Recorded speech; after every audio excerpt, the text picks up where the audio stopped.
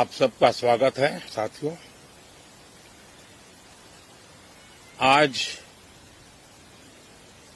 Budget सत्र के प्रारंभ में मैं समृद्धि की देवी मां लक्ष्मी को प्रणाम करता हूं।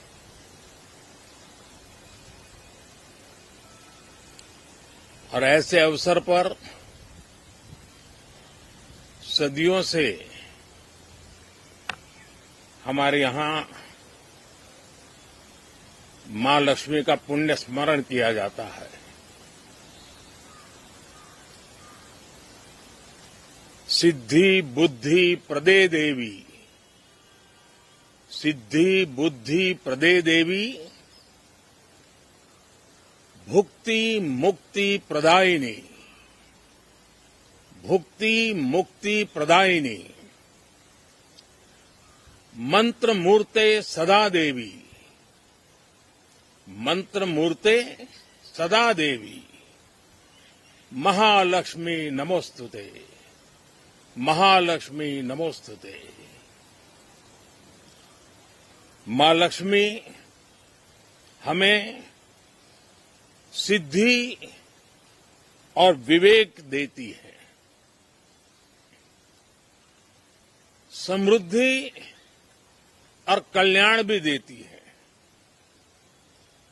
मैं मां लक्ष्मी से प्रार्थना करता हूं कि देश के हर गरीब एवं मध्यम वर्ग समुदाय पर मां लक्ष्मी की विशेष कृपा रहे। साथियों, हमारे गणतंत्र के 75 वर्ष पूरे हुए हैं।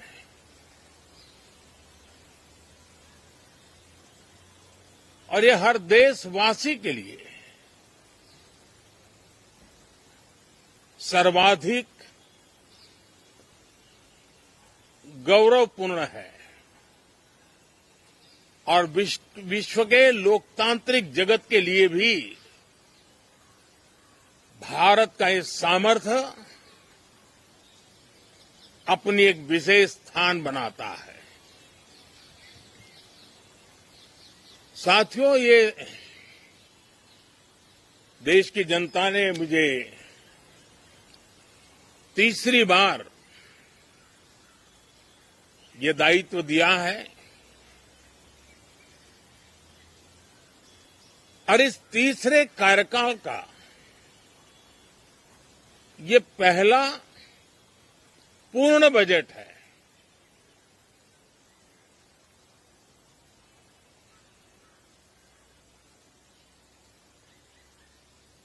और मैं विश्वास से कह सकता हूं कि 2047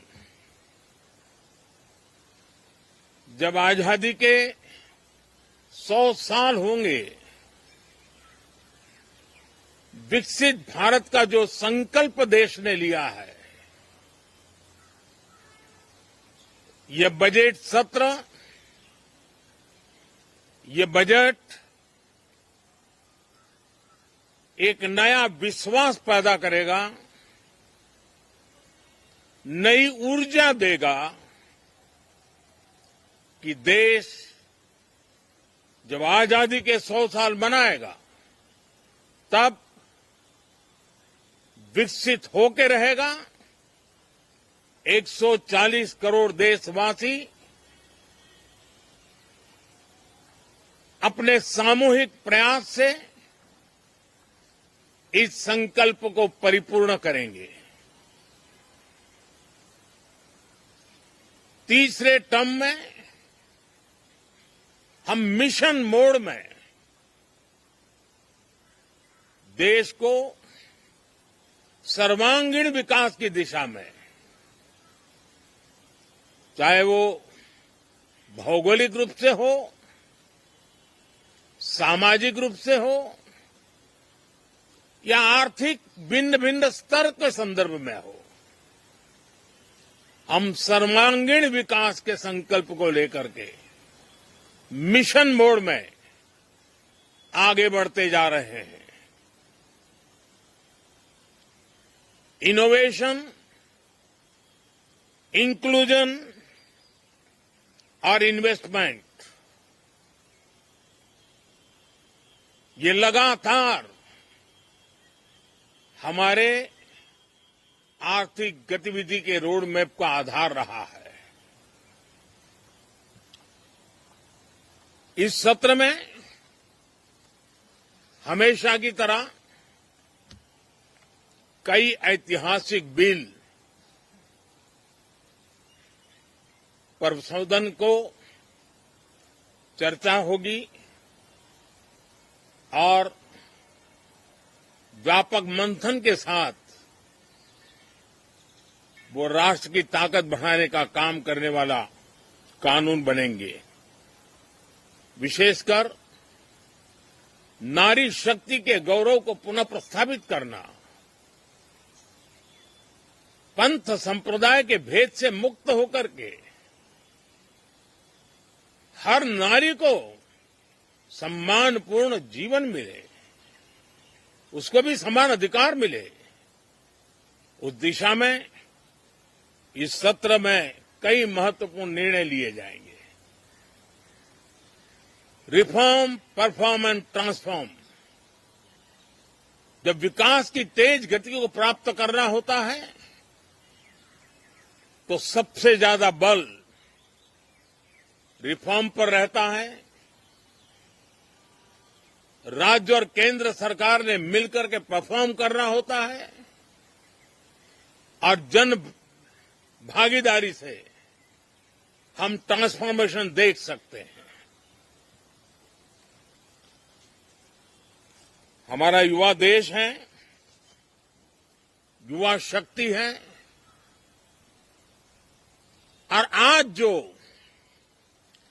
20-25 साल की आयु के नौजवान है, जब वो 45-50 साल के होंगे तब वो विकसित भारत का सबसे बड़े बेनिफिशियरी होने वाले हैं। उम्र के उस पड़ाव पे होंगे, नीति निर्धारण की व्यवस्थाओं में उस जगह पे बैठे होंगे कि वे गर्व के साथ आजादी के बाद जो शताब्दी शुरू होगी,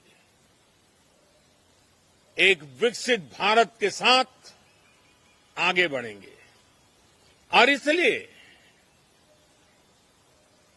ये विकसित भारत के संकल्प की पूर्ति का प्रयास, ये अथाग मेहनत आज जो हमारे टीनेजर्स हैं, हमारी युवा पीढ़ी है,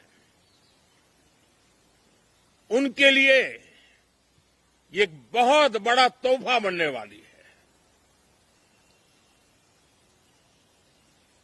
जो लोग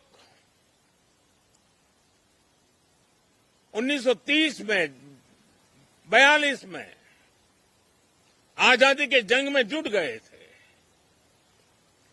पूरी देश की युवा पीढ़ी खप गई थी आजादी के जंग में,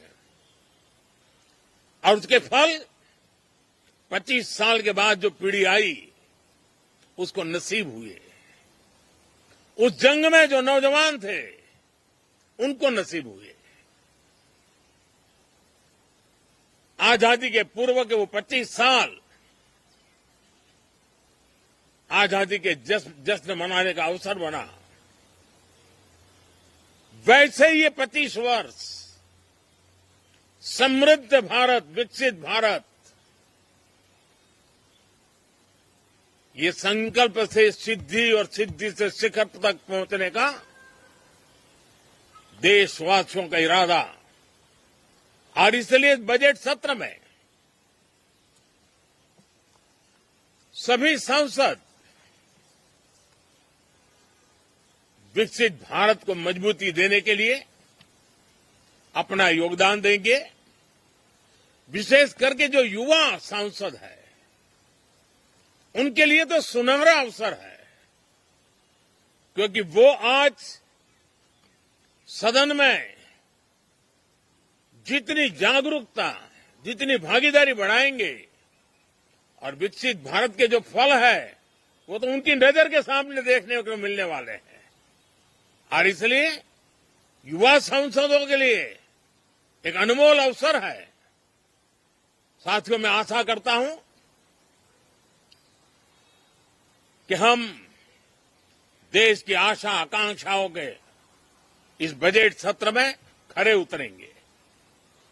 साथियों, आज एक बात आपने जरूर नोट की होगी, मीडिया के लोगों ने तो जरूर करनी चाहिए। शायद 2014 से लेकर अब तक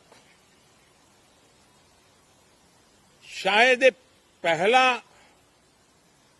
पार्लियामेंट का सत्र है कि जिसके एक दो दिन पहले कोई विदेशी चिंगारी नहीं प्रगटी है।